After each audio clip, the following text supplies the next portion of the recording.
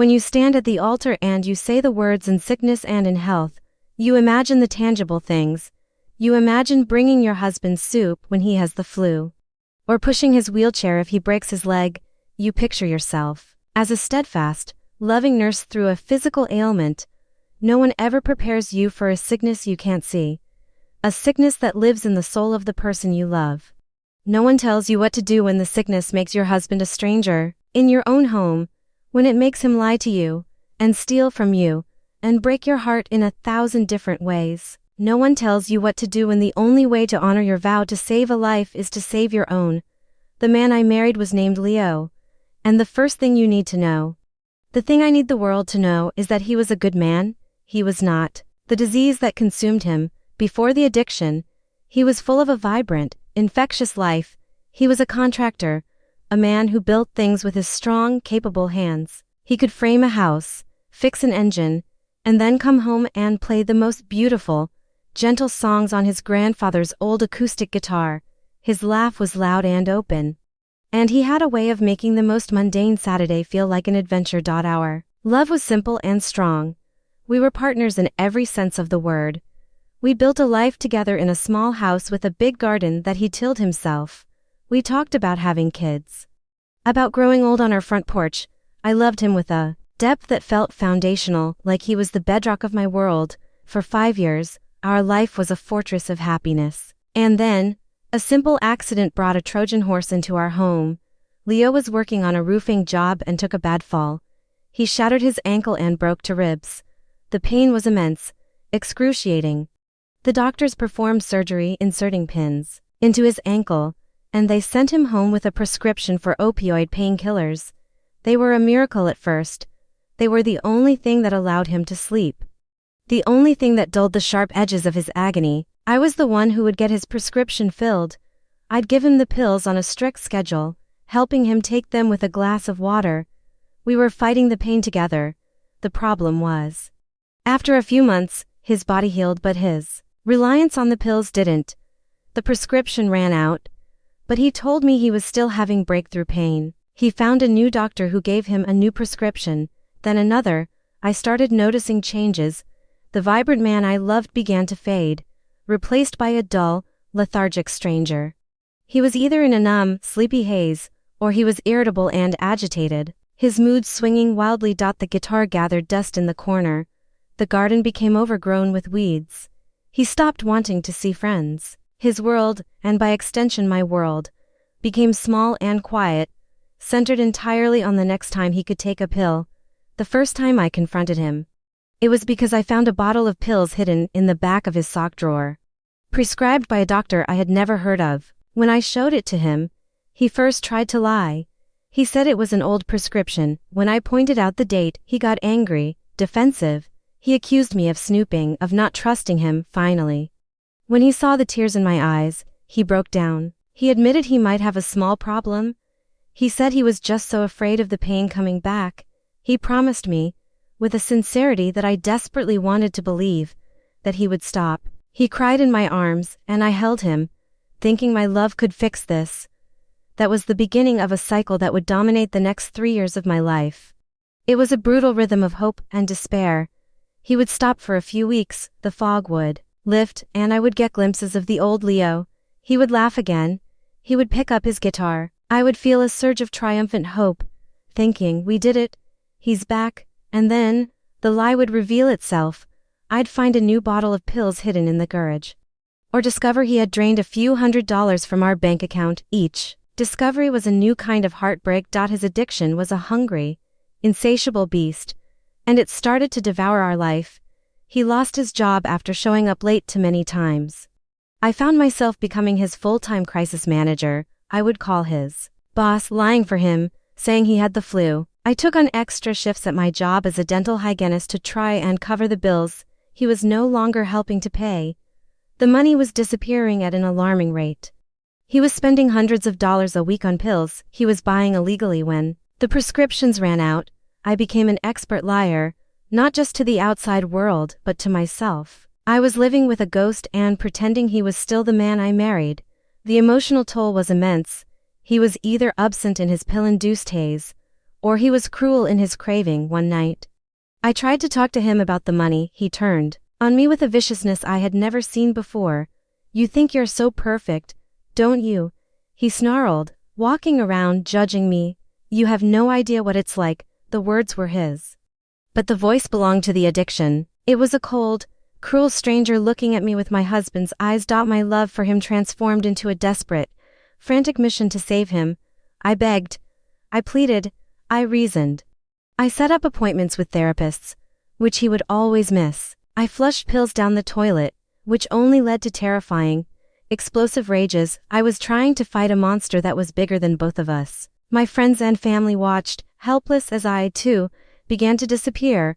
I lost weight. I stopped smiling. I was drowning right alongside him. The breaking point, the moment my desperate hope finally died, was on our 8th wedding anniversary. I had tried to create a semblance of our old life. I cooked a special dinner. I put on the dress he always loved. I was trying to find the man I married inside the shell that was left. He didn't come home. He didn't call. I sat at our dining room table, alone, until 2 a.m., the food cold, the candles burned down to puddles of wax. He stumbled in the next morning, full of slurred apologies and transparent lies. Later that day, while he was passed out in bed, I discovered why he hadn't come home. My jewelry box was open on my dresser, my grandmother's locket, the one she had left me. The most precious thing I owned was gone. I knew, with a certainty that settled in my bones like ice, that he had sold it. He had taken the last, most sacred piece of my history and had traded it for his next high. And in that moment, something inside me broke. It was the last thread of hope, the last fiber of the belief that my love could save him. I realized the sickness hadn't just taken my husband, it was going to take me, too, if I let it. I understood that I couldn't set myself on fire to keep him warm. That afternoon, I called his parents and my sister. I organized an intervention. We all sat in our living room when he finally woke up. We read our letters, our voices shaking. We told him we loved him, and we begged him to get help. I had a bag packed for him, a place secured at a long-term rehab facility 3 states away. I gave him the ultimatum. "Leo," I said, my voice surprisingly steady, "I love you. I will always love the man you were, but I cannot live like this anymore. You can get in the car with your father right now and go to this facility, or I am leaving. There is no other option." He looked at me, his eyes clouded with shame and the haze of the pills. I saw a flicker of the old Leo, a flicker of terror, but the addiction was stronger. "I can't," he whispered, "I can do it on my own. I don't need that." And that was it. He had made his choice. The addiction had made its choice. I stood up, walked into our bedroom, picked up the suitcase I had packed for myself, and walked out the front door. The grief was so profound it was physical, an ocean roaring in my ears. I was divorcing the man I still loved. The first year of my separation was about learning to breathe again. I joined Narayanan, a support group for the families of addicts. Sitting in that circle of chairs, listening to other people tell my story, was the first step in my own recovery. They taught me the 3 C's. I didn't cause it, I can't control it, and I can't cure it. They taught me that loving an addict sometimes means letting them go, that the most compassionate thing you can do is to stop enabling their disease. I had to learn to detach with love. It's the hardest lesson a person can learn. It means wishing him well from a distance, praying for his recovery, but knowing that your own safety and sanity have to come first. It's been 4 years now. I live in a different town. I have a small, quiet life. I eventually heard through his family that Leo did, finally, hit his own rock bottom a year after I left. He lost everything. He ended up homeless, and then, finally, he went to rehab. They tell me he is doing well. He is sober. He is slowly rebuilding his life. I am truly, deeply glad for him.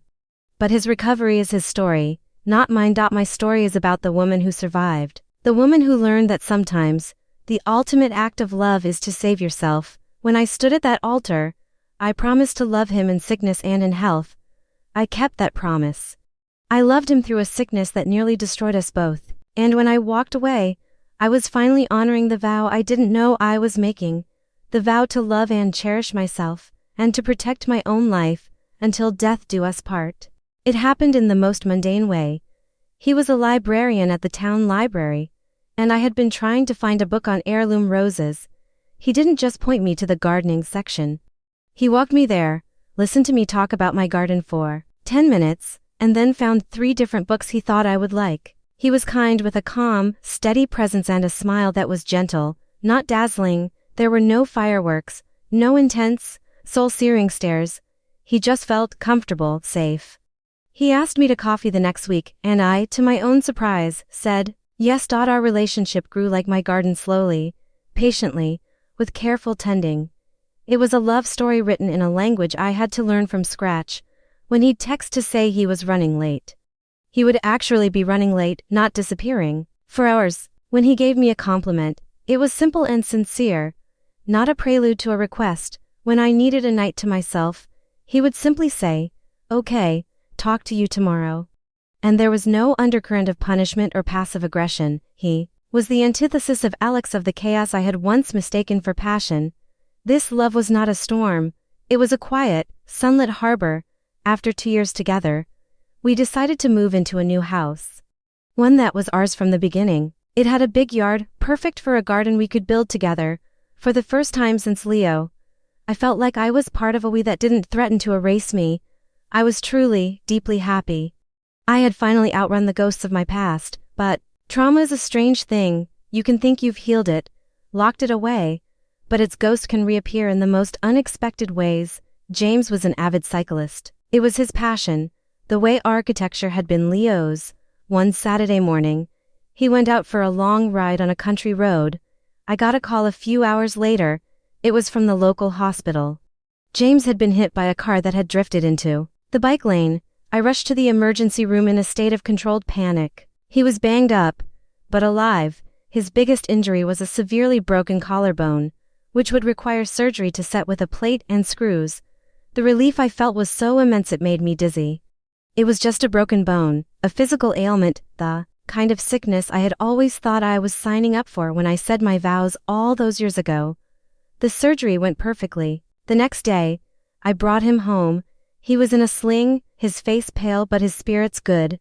I got him settled on the couch, surrounded by pillows.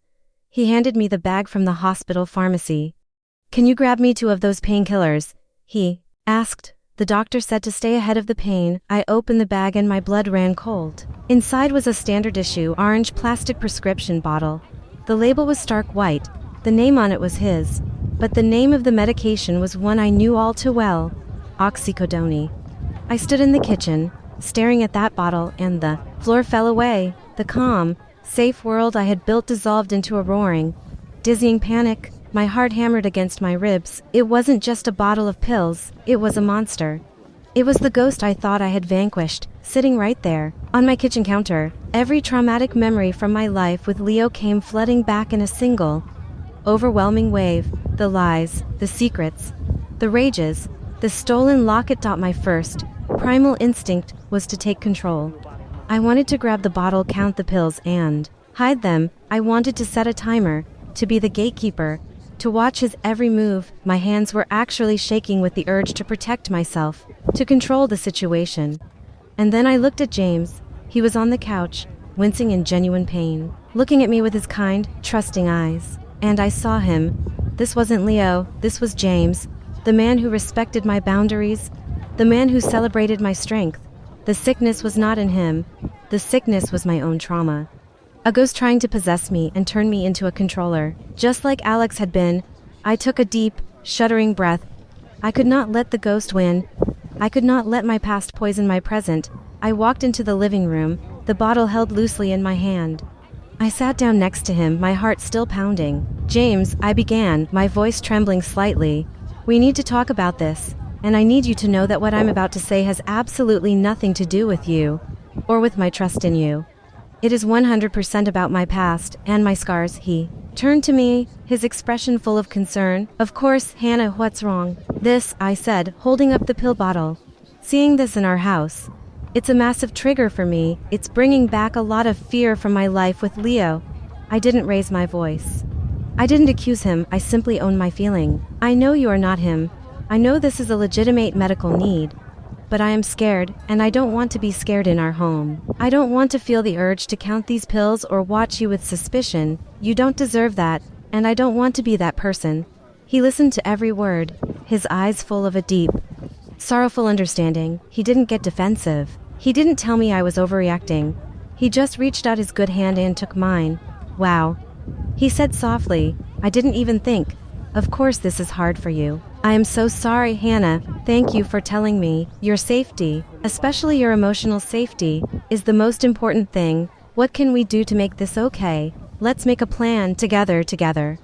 That one word was all I needed. We talked for an hour. We made a plan. He called his doctor and asked if he could switch to a high-dose, non-narcotic painkiller as soon as possible. For the few days he needed the oxycodone, he asked me to be in charge of it. Not because he couldn't be trusted, but because he wanted everything to be transparent for my sake. He wanted me to see that there were no secrets. He willingly gave up his own control to help me feel secure. For 3 days, I gave him his medicine on a strict schedule, and with every dose I gave him, with every open, honest conversation we had, I felt the ghost of my trauma receding. I was facing my biggest fear head-on, but this time, I wasn't alone. I was with a partner who saw my wound and, instead of exploiting, it helped me to heal it. A week later, James was feeling much better. The little orange bottle was empty and had been disposed of. The crisis was over, but the shift inside me was monumental. That weekend, we were out in the garden. James, his arm still in a sling, was directing me on where to plant the new rose bushes we had bought. I was kneeling in the dirt, my hands covered in soil, the sun warm on my back. I looked at him, laughing as he tried to demonstrate digging with one arm, and I felt a wave of love for him that was so calm and so profound it almost took my breath away. I had spent so long defining my life in relation to the storm I had survived. But the storm was over. The last ghost had been faced and had vanished in the bright light of a healthy, trusting love. My past was a part of my story. It had given me scars and a strength I never knew I had. But it was no longer my defining chapter. My life wasn't about what I had run from anymore. It was about what I was choosing to cultivate, right here, in this beautiful, sunlit garden, with this good, kind man. I was planting roots. And for the first time, I knew, with every fiber of my being, that I was safe, I was home. The years that followed my departure from the life I shared with Leo were like the slow, painstaking process of clearing a field after a devastating fire. The first year was about surviving the immediate aftermath, learning to stand in the scorched earth of my own life. The next few years were about cultivating new growth, nurturing the fragile seedlings of a new identity, a new peace. I moved to a small coastal town, found a new job at a quiet dental practice, and built a life that was deliberately, peacefully my own. My sister and my Naranan group remained my bedrock. Through them, I learned that my story was not unique, which made it less of a burden and more of a shared human experience. I learned the profound difference between forgiveness and reconciliation. I had forgiven Leo, in the way you forgive a storm for its destruction. It was a force of nature, a disease that had ravaged him and, by extension, me. But reconciliation was impossible. The home we built together was gone forever. I kept up with his progress from a great distance. Through brief, clinical updates from his mother, I knew he had finally truly committed to his recovery. I knew he had been sober for 3 years. I knew he was working a steady construction job again, rebuilding his own life from the ground up. And I was genuinely, peacefully happy for him. His recovery was a victory for the good man I had once known. But it was his victory, not mine. My victory was the quiet cup of tea I enjoyed on my own porch every morning, the simple freedom of a life lived without chaos or fear. I thought our story was over, that the book was closed and shelved. Then, a letter arrived. It wasn't from him. It was from a woman who identified herself as Leo's sponsor from his recovery program. The letter was written with incredible care and respect. It explained that Leo was working on the 9th step of his program, which involved making direct amends to those he had harmed, provided that doing so would not cause them further injury. She wrote that Leo felt his recovery would be incomplete without taking full ownership of the pain he had caused me, the person he had harmed the most. She asked, on his behalf, if I would be willing to meet with him one time, in a safe, mediated setting. She suggested a therapist's office, or a private room at a community center. She stressed, repeatedly, that I was under no obligation, that my peace and well-being were the absolute priority, and that a no would be completely understood and respected. With no further contact, I held the letter for a long time. The paper cool against my trembling hands. My first instinct was a tidal wave of refusal. No, absolutely not. Why would I do that? Why would I willingly walk back into the epicenter of my greatest trauma? I had spent years building a firewall between my present peace and my past pain. This felt like being asked to hand a lit match to a ghost. I spent a week in turmoil. I talked it over with my sister, my sponsor. My sister was protective. "You don't owe him a thing, Hannah," she said. "Not even this." My sponsor was more philosophical. "The ninth step is for the person making amends. It's for them to clean their side of the street," she said. "You have to ask yourself if there's anything on your side of the street that needs sweeping. Would seeing him, sober and accountable, help you in any way? Or would it just kick up dust you've already worked so hard to let settle?" I thought about it constantly. Was I afraid of seeing him? Yes, a part of me would always be afraid of the man he had become. But the letter wasn't from that man. It was from the man who was trying to crawl out of the wreckage. I realized my fear wasn't just about him, it was about me. I was afraid that seeing him, healthy and whole, would reawaken the grief for the life we were supposed to have. I was afraid it would make me question my decision to leave. But then another thought emerged. What if it did the opposite? What if seeing him, sober and accountable, would be the final act of my own recovery?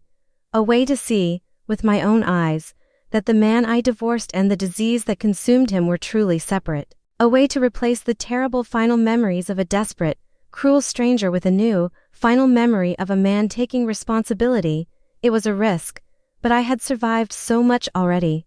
I decided I was strong enough to survive one last conversation. I wrote back to the sponsor and agreed, but with my own non-negotiable terms. The meeting would be at the local library's private study room. It would be 1 hour long, not a minute more, and she, the sponsor, had to be present. The day of the meeting, I felt a strange, detached calm. I chose my outfit carefully, a simple dress, a blazer. I wanted to look like the woman I was now, professional, calm, self-possessed. When I walked into the room, he was already there, sitting at the table with his sponsor. The physical change in him was staggering. The gaunt, haunted look was gone. The gray pallor of his skin had been replaced with a healthy color. The biggest difference was his eyes. The cloudy, agitated haze was gone. They were clear. For the first time in years, I saw the man I had first fallen in love with. It was like looking at a ghost I had only ever dreamed of seeing again. We didn't hug. We didn't even shake hands. I just sat down opposite him. His sponsor, a kind-faced woman in her 50s, thanked me for coming and then fell silent. Leo looked at me, his clear eyes full of a pain that was profound and real. "Hannah," he began, his voice raspy with emotion, "thank you for being here. I know I have no right to ask it of you. There are no words to express how sorry I am for what I did to you." He didn't make a single excuse. He didn't talk about his pain or his struggles. He talked only about mine. He took out a piece of paper, and with a shaky voice, he read from it, listing his transgressions like a formal confession. "I broke my vows to you," he read. "I lied to you, every single day for years. I manipulated you and made you believe my sickness was your fault. I stole from you not just money, but your sense of security and your peace of mind. I stole your grandmother's locket." He stopped, his voice catching. He reached into his pocket and pulled out a small envelope, pushing it across the table. "That's the money I got for it, plus interest. It's not a replacement, it's just restitution," he continued. "I isolated you from your friends and family. I abandoned you in our marriage long before you left me. I allowed my disease to turn me into a cruel, selfish monster who took your love and your loyalty and used it as fuel for my addiction. The end of our marriage was not your fault. It was my fault. I am entirely responsible for the destruction of the beautiful life we built." He put the paper down, his eyes full of tears. "I am not telling you this so you will forgive me. I don't think I can ever be forgiven for what I did. I am telling you this because you deserve to have the truth acknowledged. You deserved so much better." I listened, and I let myself feel everything. The old grief for the man he was, the lingering anger at the man he became, and a new, unexpected feeling, a sense of profound, heartbreaking compassion for the man sitting in front of me now. A man trying so hard to piece together a life from the wreckage he himself had created. I pushed the envelope of money back across the table. Your amends are your words, Leo, I said softly, my own voice surprisingly steady. That is all I ever needed to hear. Keep this, use it to continue building your new life. I looked at him.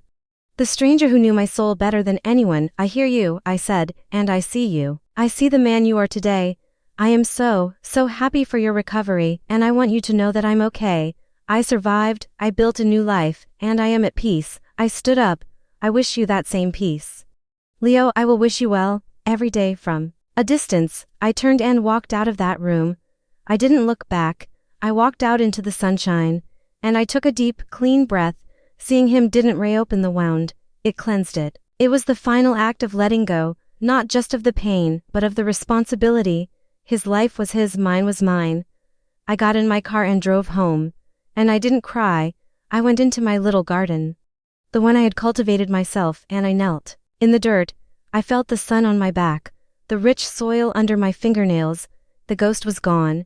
The sickness was gone. The war was over. And here I was, in the quiet, vibrant afternoon, simply planting flowers, ready for whatever would grow next. The years that followed my final meeting with Leo were years of profound, quiet peace. The closure from that last, strange and sad conversation was more complete than I could have imagined. By seeing him, sober and accountable, the monster from my past was vanquished. All that was left was the ghost of a man I had once loved. A ghost I could now think of with a distant, gentle sadness. Rather than fear, life settled into a beautiful, simple rhythm. My small house, my garden, my work, my friends, they were the pillars of a life I had built with my own two hands. I was no longer just a survivor. I was a woman who was thriving. Content in her own company. I didn't think I needed or wanted a partner again. I had fought so hard for my independence that the idea of sharing it felt like a risk I had no interest in taking. And then I met James.